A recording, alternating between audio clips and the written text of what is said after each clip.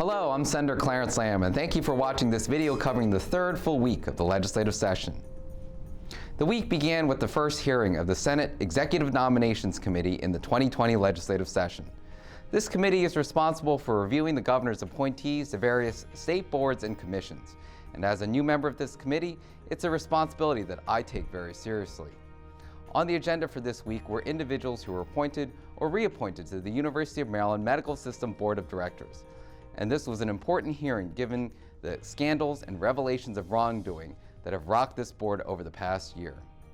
I used this opportunity to ask these appointees tough questions to assure the public that any board members being reappointed had no knowledge of past insider deals, to ensure that new board members understood their responsibilities and did not hold any perceived biases, and to ascertain why independent auditors were being delayed or hindered in their access to critical information. In the end, I'm not yet sure that I'm fully satisfied with the responses we've received, and so I'll be interested in scrutinizing these appointees further.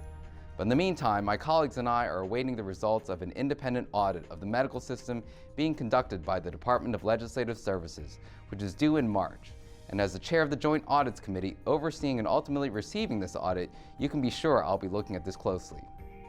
This week, the legislature also took up several overrides of the governor's vetoes. In total, we overrode 5 vetoes, including legislation that helps protect the Bay's oyster population, a bill intended to help formerly incarcerated people get jobs, legislation that streamlined a grievance process for state workers, a repeal of the Handgun Permit Review Board, and my bill that made it easier for students to qualify for the Maryland DREAM Act. In other news, my bill allowing for special elections in certain circumstances of vacancies of state delegates and senators received a favorable report from the Education, Health, and Environmental Affairs Committee, and it reached the Senate floor for consideration this week. With bipartisan support behind my bill, there was no debate as it sailed through the Senate by unanimous vote. I'm especially proud of this bill because this was my first bill that passed the Senate this session, and if successful in the House, you will see this question put to you as part of a referendum question on your November ballot because it requires an amendment to the state's constitution. I also had several of my own bills that had hearings this week. The first one I'll talk about is a bill that will prevent foreign-owned companies from donating to candidates in state and local elections. The Supreme Court's Citizens United decision not only opened the floodgates to allowing domestic companies to make unlimited contributions, but it also opened a loophole that permitted foreign-owned companies to influence elections through political contributions. This bill will close this loophole and prohibit any company with foreign ownership from making political contributions to state and local candidates. During the hearing, I was honored to be joined by a commissioner of the Federal Election Commission, Ellen Weintraub, who has been a vocal advocate for state and local governments to step up and address this problem. I also had another hearing this week on a very important bill aimed at reducing the disruptive noise from aircraft arriving at or departing from BWI Airport.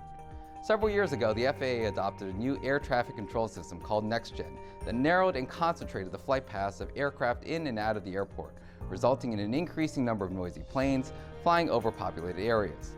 Over the years, I've heard from many constituents complaining about airplane noise, and so have many legislators from Anne Arundel, Baltimore, and Howard counties.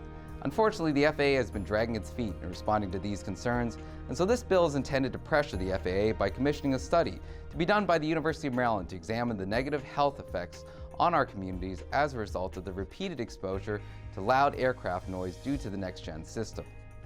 And that concludes this video update covering the third full week of the 2020 legislative session.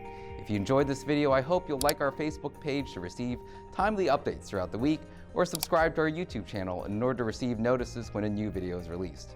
Thank you for watching, and I hope you'll check back next week.